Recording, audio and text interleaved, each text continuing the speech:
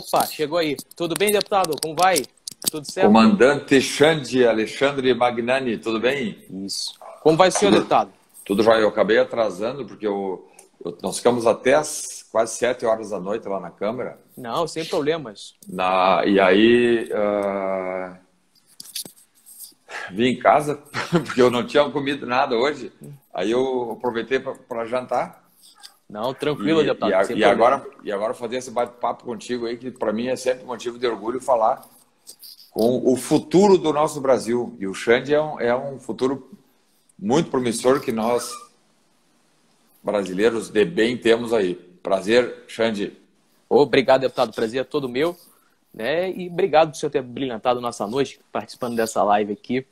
E imagino que lá o clima do Congresso deve estar pegando fogo, ainda mais agora essa CPI da Covid, né, deputado? Claro que a CPI ela está funcionando no Senado, mas a Câmara tem papel relevante porque quase todas as comissões da Câmara os debates têm sido voltados para a questão da Covid. Imagino. E todos nós aí que estamos acompanhando, você também acompanha, e agora, Xande, como jornalista, né, tu agora jornalista credenciado, então tem que acompanhar para e passo todas as ações, né? Ficar sempre ligado, com certeza. Sempre ligado. E nós estamos vendo que cada semana que passa, ou cada dia que passa, cada sessão ou reunião da CPI, na minha opinião, a CPI perde mais crédito, fica menos confiável, porque os depoimentos todos que nós temos visto, eu vi ali o Mandetta prestou 6 horas de depoimento, não disse nada de concreto, apenas opiniões, fez juízo de valor sobre uma série de situações, mas não saiu disso. E comissões parlamentares de inquérito, que são inquéritos, né? Ali nós temos nada mais, nada menos do que um trabalho de apuração policial feito no âmbito de uma comissão. E as investigações, os apuratórios, precisam trazer algo concreto. E até agora, na CPI do BNDES, nós não vimos nada de concreto, só opiniões,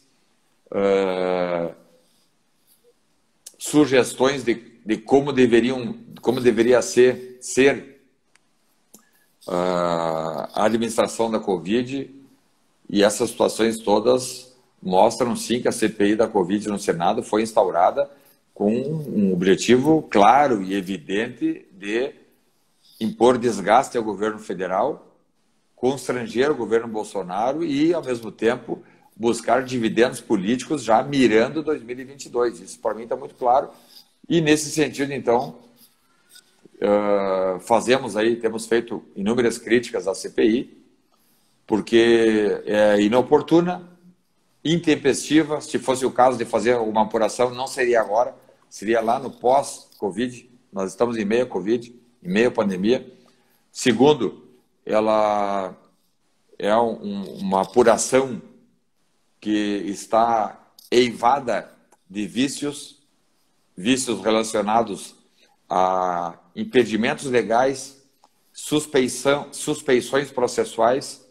Temos aí um relator que, além de não ter envergadura ética, moral, decência para conduzir qualquer investigação, ele tem o filho dele, que é governador no estado do Alagoas, que também é um possível investigado.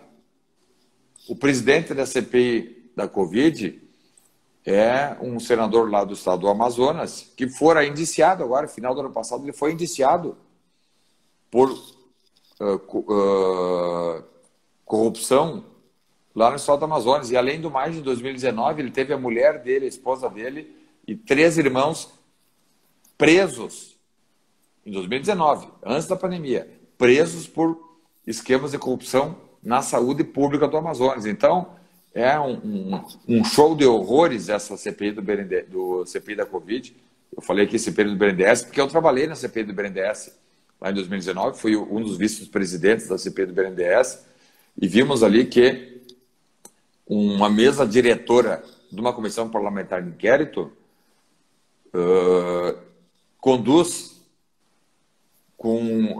deve conduzir com neutralidade, com imparcialidade e investigação para que os resultados sejam efetivos. Como nós temos visto aí que a mesma diretora da CPI da Covid no Senado não conta com neutralidade que exige-se numa investigação. Senadores e integrantes da comissão ocupando cargos de direção envolvidos em escândalos de corrupção. Além de ter um vice-presidente chamado Randolfo Rodrigues, que flagrantemente é inimigo visceral, inimigo figadal, como se diz, do presidente Bolsonaro, e isso por si só já o impediria de fazer uma investigação. Então, por essas razões, Xande, nós acreditamos que essa CPI busca muito mais causar desgastes à governo federal do que realmente apurar situações ilegais ou muito menos situações criminosas no âmbito do governo federal relacionado à administração da Covid. Deputado, nessa semana, né, teremos duas figuras importantes depondo à CPI. Uma delas, né, que foi o ex-secretário de comunicação do governo, Fábio Van Garten, e o almirante, né, Antônio Barra Torres, que é médico, diretor da Anvisa, né? Como que o senhor, né, o senhor como vice-líder de governo, enxerga essas convocações, né? Muito se falou que o governo teria receio das colocações que o Fábio Van Garten teria a falar, né, na CPI por ele ter dado uma entrevista à Veja, onde ele teria dito que o governo tinha negligenciado, de certa forma, algumas questões na combate à pandemia. Ele teria chamado, abre aspas, de incompetência, né, o atraso de aquisição de vacinas.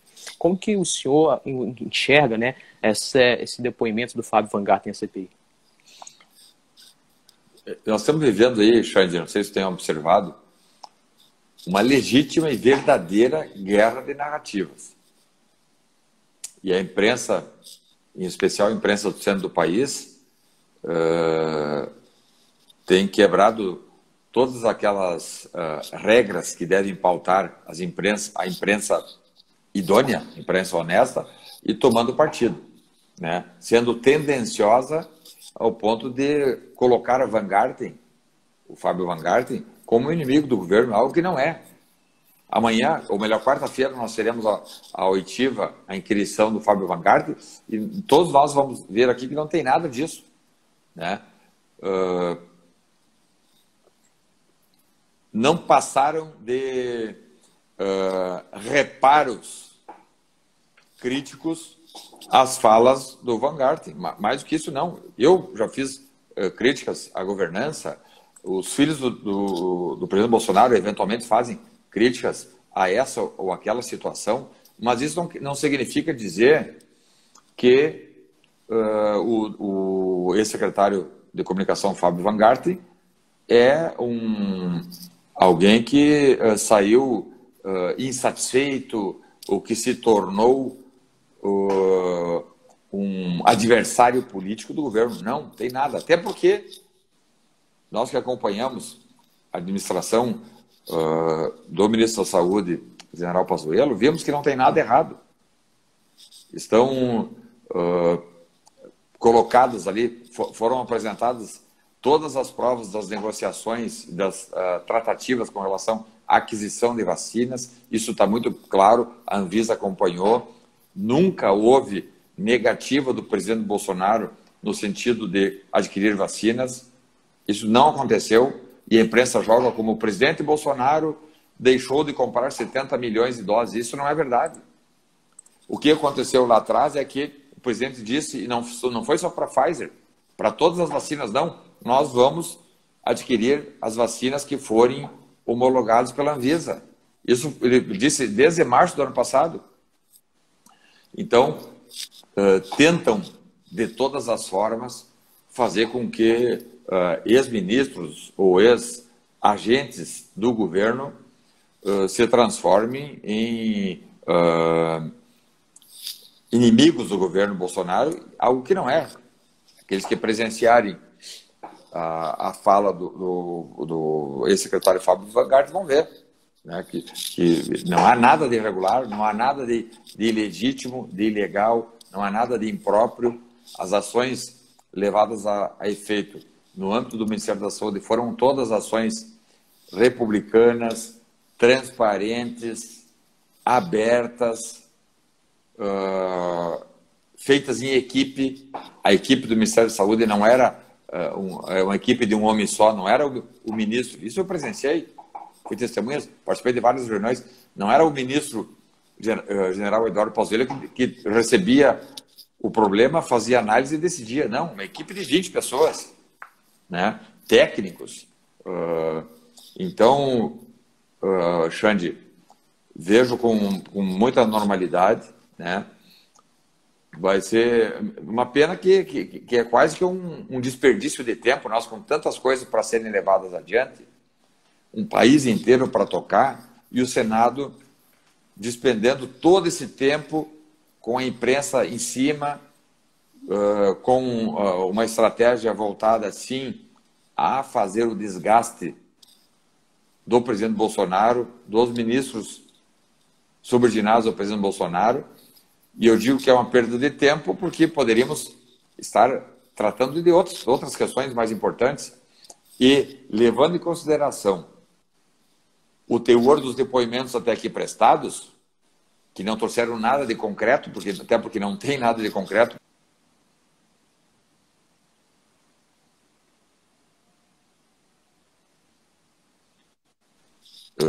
Ficaram restritas a sugestões ou a opiniões ou a impressões enquanto gestores, enquanto ministros. Vejam o depoimento do Taishi, do ministro Taishi, como também do ministro Mandetta, né? Não apresentaram nenhuma situação fática que pudesse classificar algum ato de gestão do presidente Bolsonaro como um ato criminoso ou mesmo uma improbidade administrativa, de modo, Xande, que estamos todos tranquilos e ao mesmo tempo, eu diria, lamentando que esse espaço todo podia estar sendo utilizado para buscarmos saídas, seja para a questão da saúde pública, seja para a questão de votarmos algumas reformas importantes no âmbito do Congresso Nacional, seja também para todos nós, parlamentares, Câmara e Senado, acharmos soluções para o desemprego que está crescendo. E nós alertávamos lá no ano passado que tínhamos que fazer, claro, fazer o controle da pandemia, dar atenção na questão da saúde pública, sem descurar das questões relacionadas ao trabalho, ao emprego, à economia. Enquanto a imprensa do centro do país e toda a oposição falava em fecha tudo, tranca tudo, bloqueia tudo, todo mundo trancado dentro de casa, o presidente Bolsonaro, nós, os ministros, alguns agentes da imprensa nacional, alguns atores da mídia em todo o país diziam: não, vamos fazer a proteção da saúde, vamos fazer, mas aqueles que puderem trabalhar, vamos trabalhar, aqueles que puderem continuar com a sua atividade laboral, continuem, porque nós temos que enxergar lá na frente uma crise econômica que certamente virá, e ela veio, ela chegou, está aqui. Prova disso é o número crescente de desempregados.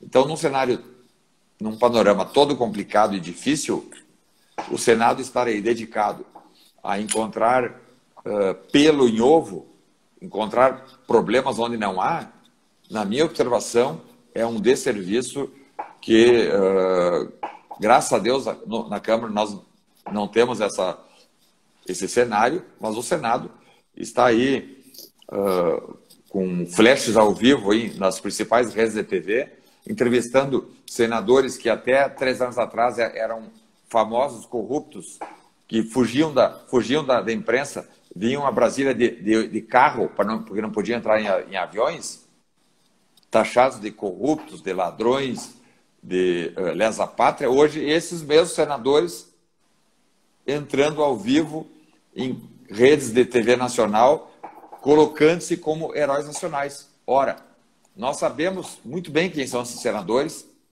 São senadores que já sugaram demais como Dráculas, sugando a energia do povo brasileiro. E esses senadores agora estão se colocando aí, se portando como arautos da honestidade num cenário que exigiria justamente o contrário. Vamos lá buscar, achar alternativas para o nosso país em meio à pandemia e não em meio à crise instalarmos uma CPI com viés nitidamente eleitoreiro, e isso para nós é muito ruim. Deputado, né, o senhor citou agora esses senadores, né, e o relator, né, durante essa semana passada, né, ele teve 3 oportunidades para fazer perguntas, elaborou perguntas, né, aos depoentes. E o primeiro depoente, o ex-ministro Henrique Mandetta, o relator Renan Calheiros, ele teve, né, uma tal postura. Com os outros depoentes, o ministro Taixe e o ministro Queiroga, eu percebi, né, uma postura mais ríspida, né, mais rígida, como se fosse um tratamento diferenciado, né, para o Mandetta e para os dois, o ex-ministro Taixe e o ministro Queiroga, um tratamento mais ríspido, né, deputado? Boa observação, não sei se o senhor compactua. Eu também notei isso aí. E como que o senhor vê essa diferenciação, né, de tratamento para os depoentes? Boa observação, Xande. Isso é mais uma prova de que a investigação está sendo conduzida com parcialidade. O princípio da neutralidade foi quebrado já desde o primeiro momento, quando ministros notadamente inimigos do presidente Bolsonaro foram colocados na mesa diretora da CPI. É o caso do Rodolfo Rodrigues, senador que, além de estar impedido por ser inimigo político, ele também tem envolvimentos em situações estranhas. Uma delas, eu cito aqui a questão do DPVAT, quando o presidente Bolsonaro encaminhou uma medida provisória de número 904, 2019, acabando com o DPVAT, esse senador foi ao STF pedir que anulasse a edição da medida provisória para que os brasileiros continuassem pagando o DPVAT. Eu nunca tinha visto coisa similar. O presidente da República encaminhar um projeto, através da medida provisória, encaminhar uma proposição para retirar encargo das costas do povo, e um senador que se diz representante do povo, mas não é representante do povo coisa nenhuma, ir lá para dizer, não, senhores brasileiros, vocês merecem continuar pagando o DPVAT com corrupção que nós sabíamos que tiram o DPVAT, por isso esse senador é apelidado de senador DPVAT. E esse senador que é inimigo e é o senador DPVAT é um dos que tem promovido essas perquirições, essas oitivas, de forma dirigida.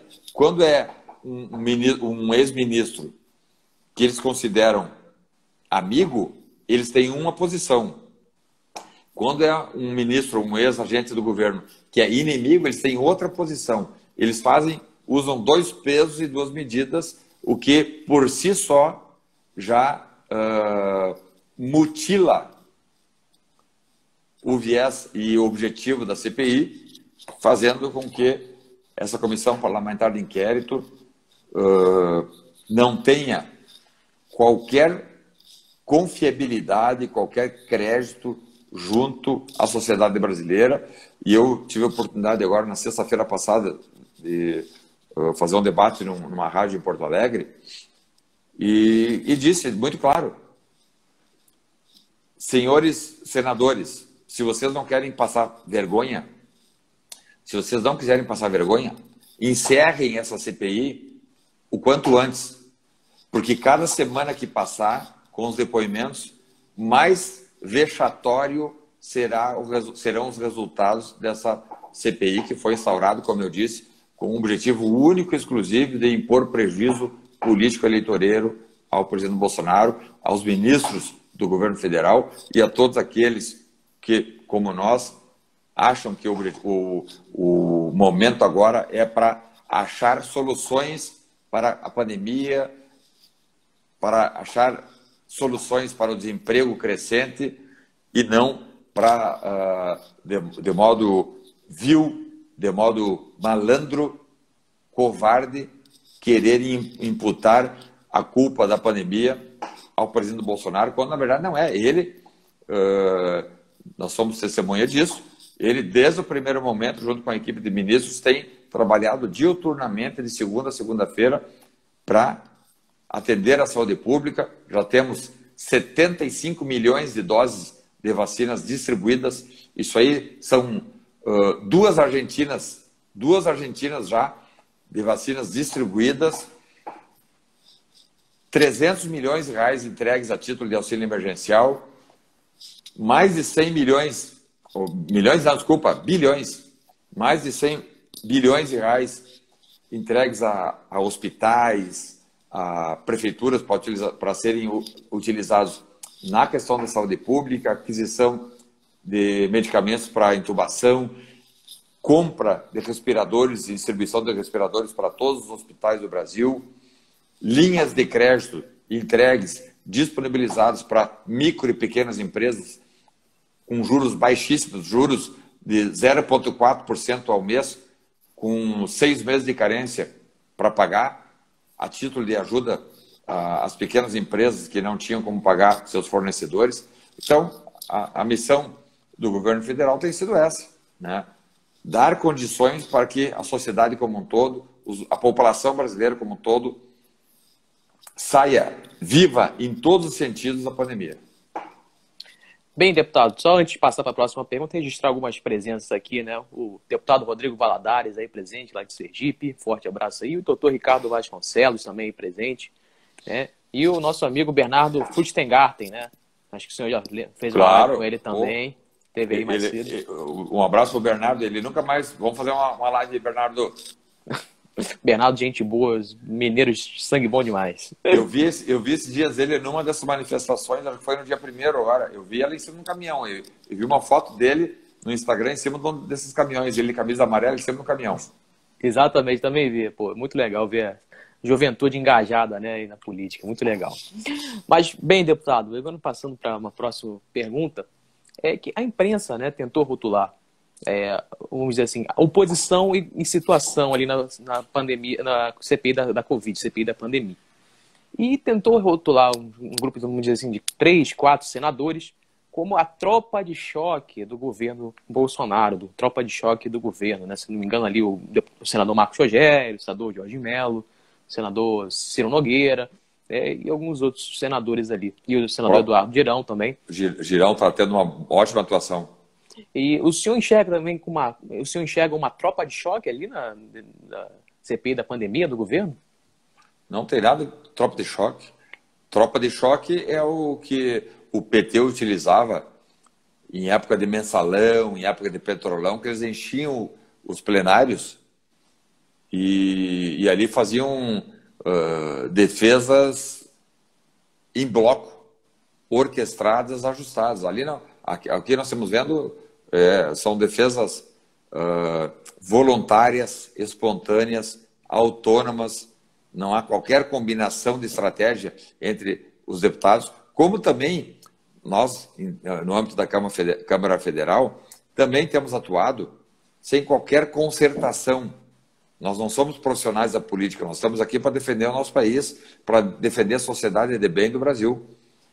Eles são profissionais da política que cada mexida no tabuleiro, eles planejam, eles organizam, eles têm estratégia e reserva de atuação em todas as frentes, né?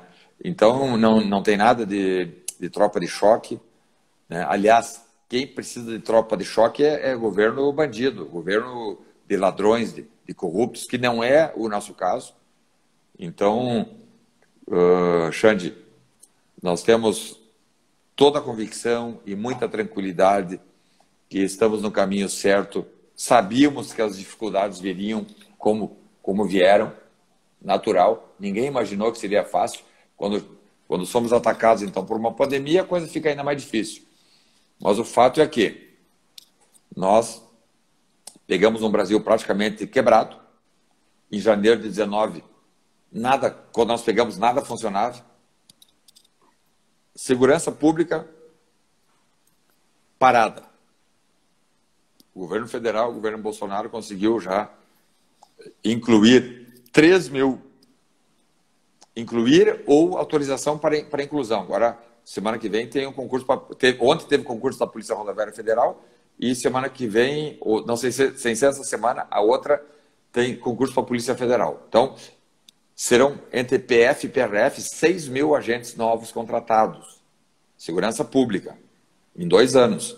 O efetivo da PF e da PRF juntos somam 21 mil. 21 mil homens é o efetivo da PF e da PRF. Em 3 anos, nós vamos colocar 6 mil homens a mais. 6 mil homens, então, 10% daria 2.200, 10. Nós vamos colocar 20, vamos aumentar em 20%, praticamente.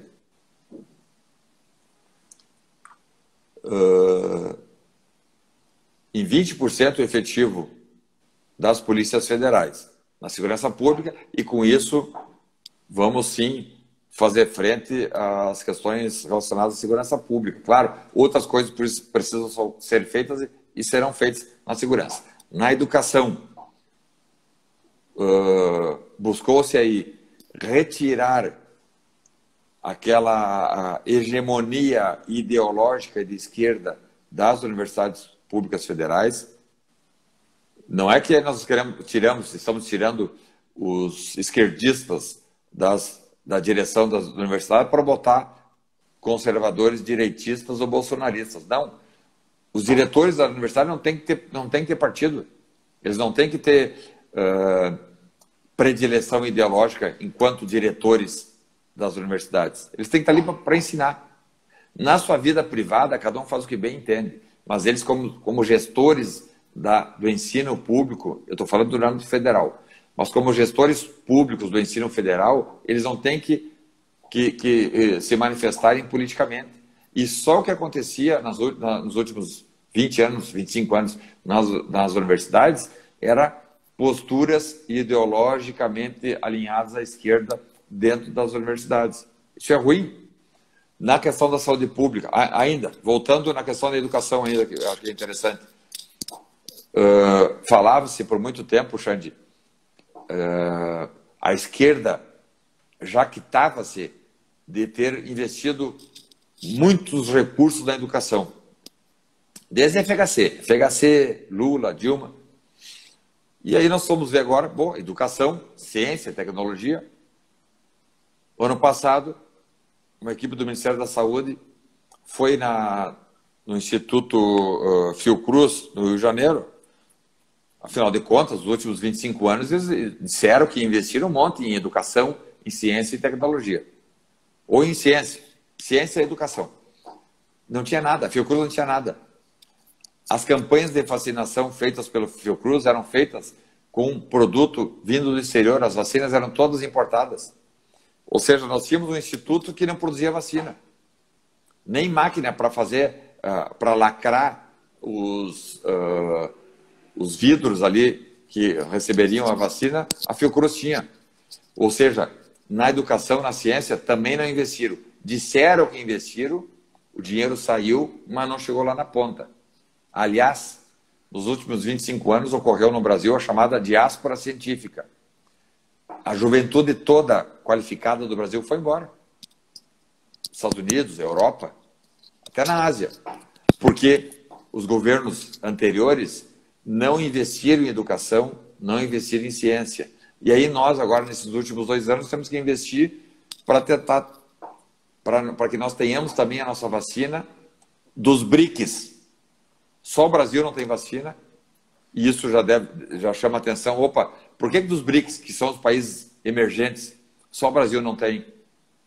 Porque o dinheiro todo foi separado, mas não foi investido. Então, segurança não tínhamos, educação não tínhamos, saúde, muito dinheiro destinado, o orçamento do Ministério da Saúde cada vez maior, e nós vimos que também havia uma carência muito grande nos hospitais quebrados, com falta de equipamentos, com falta de UTIs. Então, em 30 anos, o que esses governos fizeram? Roubaram, desviaram dinheiro e mentiram para o povo que estavam fazendo. E nós, nesses 2 anos que estamos aqui, com todas as dificuldades, são muitas as dificuldades já eram grandes antes da pandemia. Em 19, nós já encontrávamos dificuldades muito grandes. Os temas todos eram tratados com muita responsabilidade, mas tinha, em todos os segmentos, nós enfrentávamos muita dificuldade. Quando chega a pandemia, então, aí tudo fica ainda mais complicado, e a oposição, vendo que aquelas narrativas de que Bolsonaro era miliciano, que Bolsonaro tinha mandado matar Marielle, ou ele mesmo tinha matado a Marielle, vendo que essas narrativas eram estapafúrdias, que a sociedade não deu a menor bola para essas atrocidades ditas pela oposição, eles, vendo a pandemia chegar, jogaram todas as fichas, colocaram todas as fichas na pandemia para tentar o desgaste e, com isso, retirar o presidente Bolsonaro, e estão dando com os burros na água, né? Porque, apesar do STF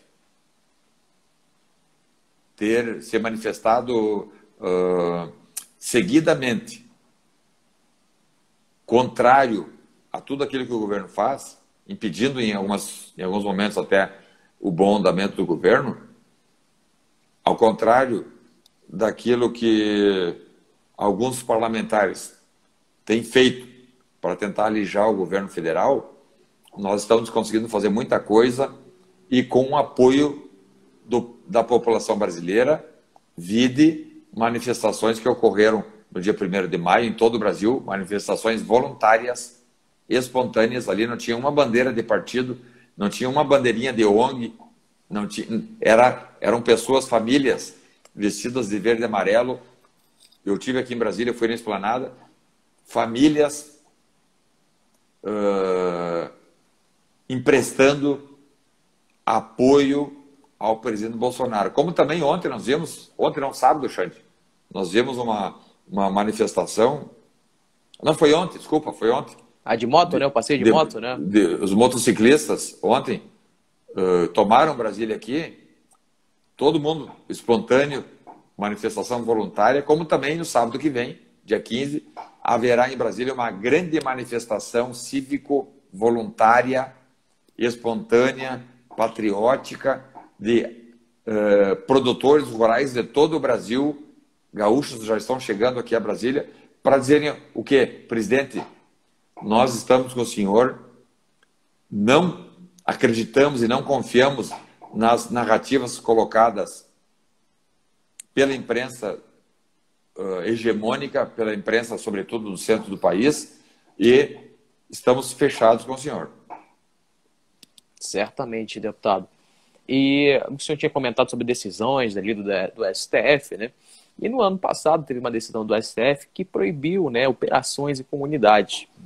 E na última semana houve uma operação ali na favela do Jacarezinho, no Rio de Janeiro, que culminou na morte de, se não me engano, 28 pessoas, incluindo um policial civil que estava participando da operação.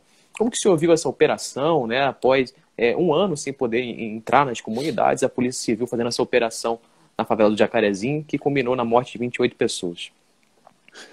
Xande, eu fiquei 23 anos na Polícia Federal, tinha 5 anos de Exército, né? E estou há 2 anos aqui na Câmara, né? Tenho, no todo, entre Exército, Polícia Federal e agora esses 2 anos de mandato aqui, 30 anos de Serviço Público Federal, mas 23 anos como policial federal. E é fato corrente no âmbito das polícias que quem estabelece o confronto ou não é o policial. É o vagabundo, é o bandido, é o criminoso.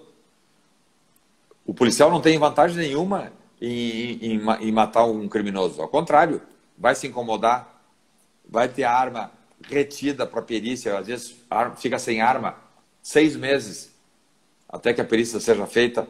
Em algumas situações, em alguns estados, o policial que se envolve numa ocorrência dessas, com morte, ele é afastado da atividade fim. Ou seja, os policiais vão para uma operação policial, para uma missão policial, com o objetivo de fazer a contenção dos criminosos e a prisão desses criminosos. Agora, quando o criminoso opta pelo confronto, a polícia não tem outra coisa a fazer a não ser ir para o confronto. Até porque, se não for para o confronto, vai morrer. Ou então tem que dar meia volta e fugir. E polícia não foge, porque a polícia é o Estado. Naquele momento, os policiais representam o Estado. Se o Estado virar as costas e fugir e dar meia volta e voltar para a delegacia ou para o batalhão da Polícia Militar, o Estado está simplesmente dizendo, eu não tenho condições de ser Estado e entrego a governança para o crime organizado. Então, quando os policiais chegam no morro e são confrontados, o resultado vai ser, muito provavelmente, será sempre o mesmo desse que aconteceu na favela do Jacarezinho. Parabéns aos policiais civis do Rio de Janeiro, que tiveram disposição, coragem, perspicácia, usando as táticas operacionais, fazendo buscas dentro de várias casas dentro da favela, localizando um a um esses criminosos, que nós vimos ali o arsenal de guerra que eles possuíam.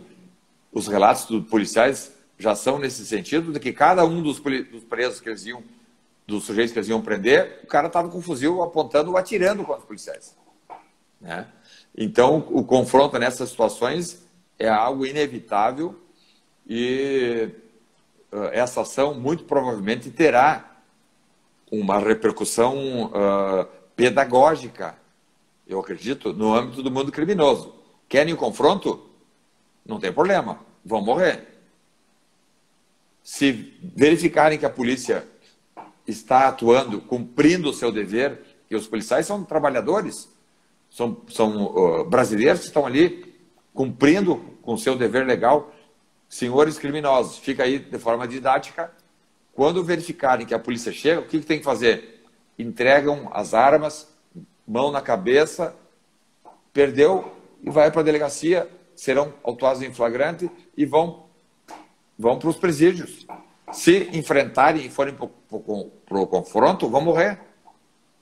Vão morrer porque o policial, agindo ali em nome do Estado, ele não tem outra coisa a fazer. Quando vê um sujeito apontando um fuzil para ele, o que ele vai fazer? Ele vai atirar, né? E como, via de regra, os grupos operacionais e táticos das polícias que sobem os morros são muito bem preparados, quem estava ali na Jacarezinho era o CORE. O CORE é o BOP da Polícia Civil, seria a SWAT da Polícia Civil. Os caras treinam todo dia, tem fuzil com calibre pesado, com colete balístico, né? Eles têm o preparo para fazer o enfrentamento e dificilmente vão perder para a vagabundagem que não tem o preparo profissional para essas situações. Então, num confronto, senhores bandidos, vagabundagem em geral, quando a polícia subir morro, quando a polícia estiver enfrentando nas ruas, respeitem, se entreguem, e aí não vai acontecer morte. Agora, toda vez que enfrentarem, forem para o confronto, forem para o enfrentamento, a polícia vai agir como agiu agora lá no Rio de Janeiro. Por isso, eu mesmo fui para as minhas redes sociais parabenizar os policiais civis do CORE, que é um grupo de elite da Polícia Civil, pela belíssima atuação, lamentando, claro, o policial civil que morreu. Hoje até fiz uma videoconferência com um promotor do Rio de Janeiro que conhecia o agente Frias, que morreu com um tiro na cabeça, e disse que era um dos melhores policiais que o CORE tinha, a Polícia Civil do Rio tinha, e tomou um tiro na cabeça, morreu, né? Então, Xande, nós precisamos, enquanto Brasil, enquanto nação, termos posicionamentos parecidos com o dos Estados Unidos e de vários países da Europa, qual seja, respeitar as polícias que naquele momento são o Estado. E o Estado, para aqueles que querem viver em paz social dentro de uma sociedade organizada, o Estado é algo necessário, algo que tem o objetivo de mediar conflitos, e quem faz a mediação é o Estado, seja através do Poder Judiciário, seja através da polícia fazendo a contenção de situações criminosas. Então, Xande, essa ação da Polícia Civil do Rio já ficou marcada na história como um freio de arrumação para os criminosos que acham que detêm o domínio dos fatos dentro das favelas, e eles não detêm. Não existe espaço dentro do território brasileiro que as polícias não acessem.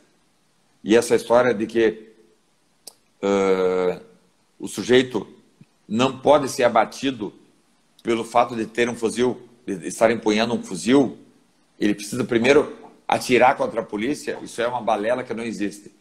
Um cidadão de bem jamais estaria com um fuzil 762 carregado de munição, escondido em ruelas. Eles construíam barricadas para esperar a polícia.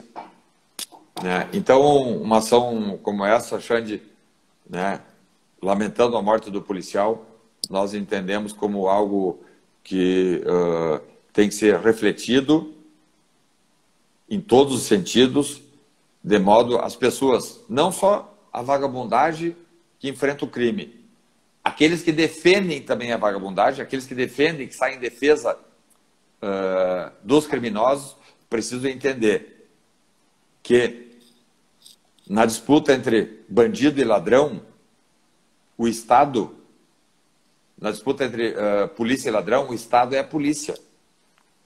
O Estado não é o ladrão.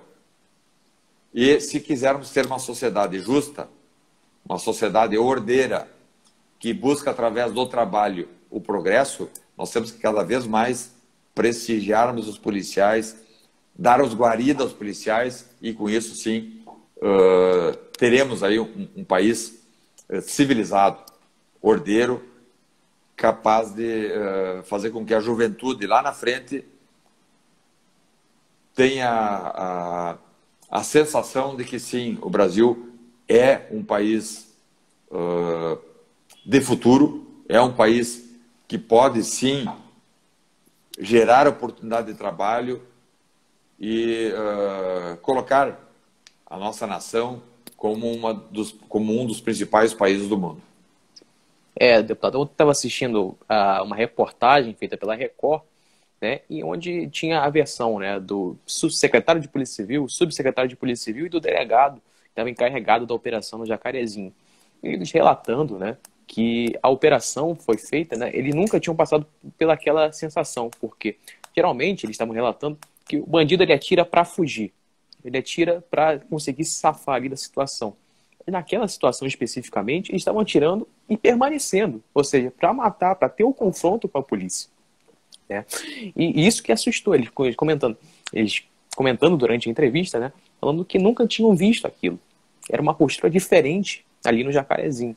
Então, por isso que tinham culminado nessa grande quantidade de mortes ali no Jacarezinho, porque houve o confronto, eles ficaram para confrontar a polícia. E, na verdade, o crime organizado perdeu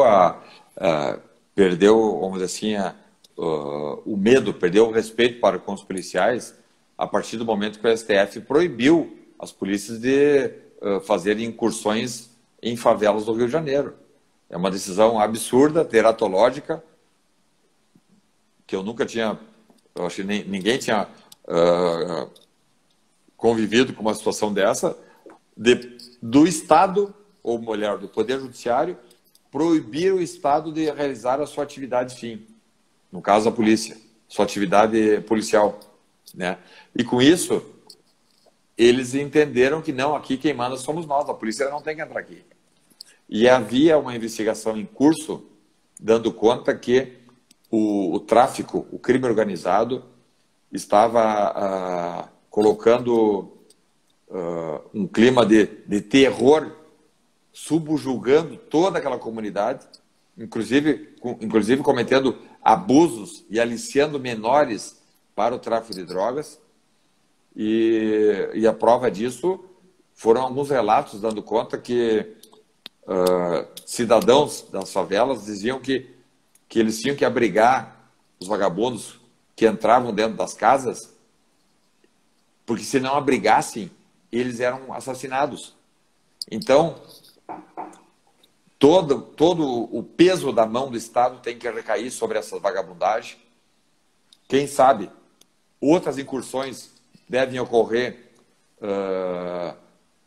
nesses locais, e aqueles que ousarem enfrentar a polícia terão o mesmo destino desses 28 vagabundos que foram abatidos legalmente no exercício do cumprimento do dever legal nessa ação da CORE lá no Rio de Janeiro.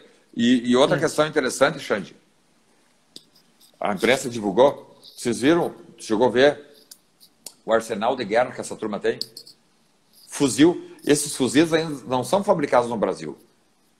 Esses discursos aí estapafúrdios contra as pautas armamentistas são discursos ridículos. Porque essas armas que foram apreendidas nas mãos da vagabundagem ali no Rio, fuzil, tinha até morteiro. Essas armas não são vendidas no comércio ilegal. Essas armas são produto de contrabando de armas. Elas são internadas clandestinamente pelas fronteiras do Brasil, com o Paraguai sobretudo. Então, esses governos esquerdistas dos últimos 30 anos abriram de tal forma as fronteiras que o tráfico de armas, em especial do Brasil com o Paraguai, é algo corriqueiro, né? Então nós vimos ali fuzis, pistolas de calibre 9mm, 45.40, nós vimos metralhadoras, morteiros, tinha lança-rojão, bazuca, né? E todo esse armamento, todo esse arsenal entram os arsenais de guerra entram pelas fronteiras que são desguarnecidas e para adquirir esse verdadeiro arsenal, essas organizações criminosas contam sim com representações no exterior, contam com prepostos no Paraguai, contam com prepostos na Bolívia, contam com prepostos na Colômbia, né? E então o Estado ter a noção de que, apesar das críticas praticadas por parte da imprensa, a polícia agiu certo. Muito provavelmente, se fosse entrar novamente e quisesse cumprir com seu dever, tudo aquilo aconteceria de novo, porque se os caras estão atirando contra a polícia, como tu disse, não para fugir, mas para matar os policiais, não tinha outra alternativa a não ser o desfecho que aconteceu, resultando nos 28 assaltantes, bandidos, criminosos, abatidos legalmente, no estrito do cumprimento do dever legal, pelos policiais que estavam ali ordeiramente todos ostensivamente fardados de policiais. Ali não se tratava de uma ação velada, não. A polícia estava ostensiva ali, o Estado estava presente, viaturas, um comboio de viaturas da Polícia Civil chegou para a operação, ou seja, eles sabiam que era o Estado, que era a polícia que estava subindo o morro, e eles tinham só uma atitude a fazer, se entregar. Deputado, realmente complicada a situação lá, né? Infelizmente o policial veio a falecer, né, cumprindo o seu dever, né? E isso talvez seja um dos problemas de ser policial no Brasil, né? A falta de reconhecimento, né? Às vezes, né, se o policial joga para mais, né, comete o time de prevaricação. Aí joga para menos, aliás, contrário, joga para cima é abuso de autoridade, joga para menos é prevaricação. Então, tem essas dificuldades, né, de ser policial no Brasil. Mas, deputado, já chegando ao fim da nossa live, né, te agradecer pela participação aqui na nossa live, agradecer pelo ter aceito o nosso convite. Foi muito legal ter batido um papo contigo aqui. Xande, o prazer é meu. Vamos fazer outras conversas, né? Você, para nós, é um verdadeiro orgulho tê-lo ombreando conosco, um jovem com 17 anos, com a maturidade que tu tens. Isso é fator de empolgação para nós todos. Saber que a juventude está, sim, disposta a buscar a construção de um país novo, de um país decente, de um país ordeiro, que busca, pelo trabalho honesto, atingir e colocar o nosso povo no lugar de destaque que a nação brasileira merece. Então, Xande, muito obrigado mais uma vez pela conversa, pelo papo, e parabéns pelo trabalho que tu vens fazendo.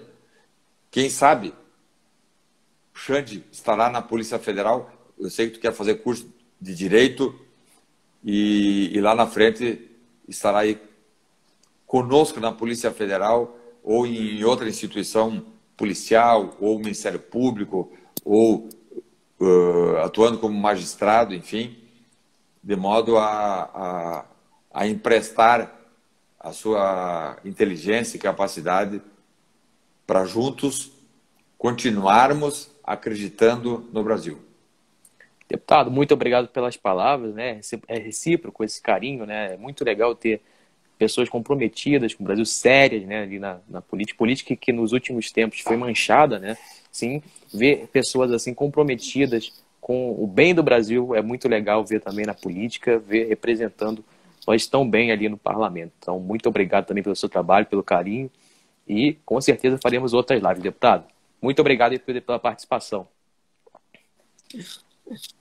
Um abraço e uma ótima semana para todos nós. Muito obrigado, deputado. Muito obrigado a você que nos assistiu até agora. Uma ótima semana a todos e um ótimo final de noite. Boa noite. Tchau, tchau, pessoal.